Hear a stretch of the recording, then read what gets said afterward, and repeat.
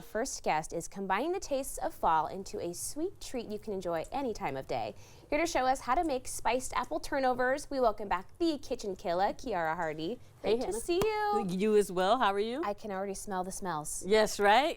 This is the best. I mean, talk about breakfast or dessert or any time of day. 100%. This is a great midday snack. Yes. This is a good dessert. You pair it with some ice cream. It's definitely a dessert. Okay. You know what I mean? You pull it out early and serve it with some fruit on the side. It's breakfast. See, we can do all the things. Healthy, a healthy snack, if you will. 100%. It is versatile. It's versatile. How do we start this one out? So this is, I think, one of the simpler ones, not a whole lot of ingredients. And then we're doing something fun just to kind of switch it up.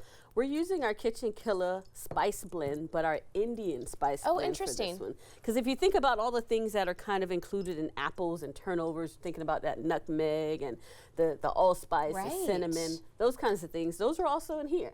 Now there's a little curry, a little cardamom, that kind of thing, but they're not so overpowering that they can't also be paired with a sweet dish. Because you already know they work so well together in that combination, so why not bring it to this dish? Exactly. Okay. So we got an apple here that I just cut the sides off on, left that core in the middle, and so we're just gonna drop that right into some melted butter, and I'll finish dicing these up. I like to keep the skin on these. Okay. Just because, one, I think the color contrast is cool. Yeah. Also, just the texture, right? So as we soften these up in the pan, and then when they go inside the oven in the pastry, it still makes sure that we don't get too mushy because that skin keeps it, you know, ensures that we have a little substance to it. Are you picky about the type of apple for a recipe like this? You know, sometimes those grannies are a little too tart. For something like this. I like a good honey crisp personally. Yeah. That's usually my favorite if I'm having to juice it or having to cook it, whatever the case may be. I like a good honey crisp apple. I like that too. I think they're not overly sweet, so when you're going to add a little sweetness to them, they kind of blend well in that scenario. Agreed. So we're going some brown sugar in here. Yum. Because that's the one spice that or component that our spice blend doesn't have. And then we're just going to go a little bit of spice blend here. Not a whole lot. A little goes a long way in that. Cool.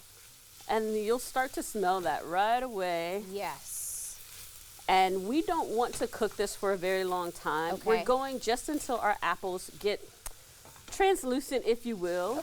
But mostly just a little soft. You still want them to have some crunch and bite to them.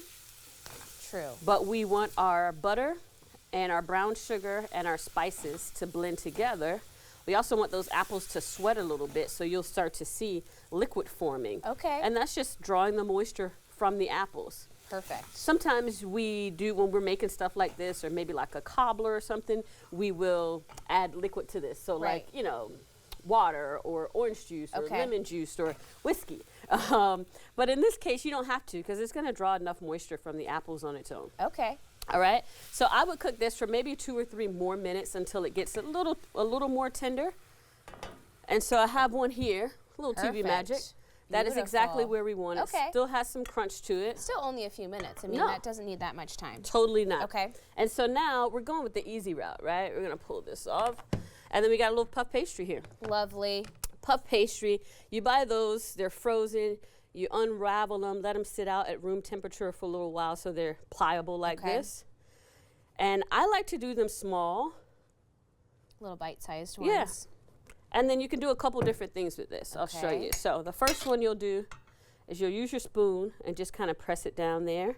Make a little indentation. Oh, that's smart. And literally sit it right there. Right? That's the first one. Little indentation, sit it right here. Easy. The next one you could do is put it in the middle. And then we'll do a little fold here. Right? A little fold.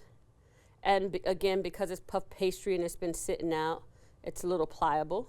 So you can do a little pocket just like that. That's adorable. Right? And then the last one I'll show you is one that's been a little popular on social media. You kind of do it like this. Is this a reverse order instruction here? Like, what are we doing? Easy peasy. And then you put your puff pastry right over the top like that. Interesting. Right? Okay. The last thing we do before we pop it in the oven is brush it with a little egg wash. That's ensuring that the white turns nice and golden brown. Got to get that crispy finish on there. And then we just want to make sure that helps to seal it closed. Perfect. And we'll put that there. And you just leave them kind of open face in that way? Just like that, yep. We would also egg wash that, right? And then our quick to do, these would go in the oven, preheat your oven like 400 degrees. Okay. 12, 15 minutes maybe. Look how they puffed up so much. Look at that. Bah.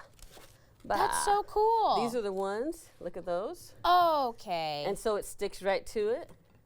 And That's then there's amazing. that, right?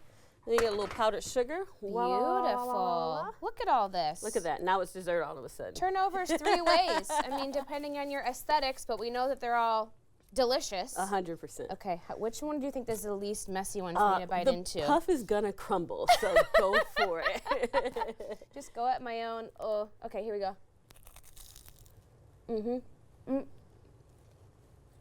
That's so good. It's yum, right?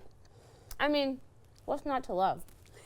But I love that you showed us different ways to kind of present them, because you always make it beautiful. Thank you. And delicious. Thank you. Thank you, my friend. My pleasure. So yummy. Okay, we'll have more information on our website at katu.com. We'll be right back with more Afternoon Live right after this.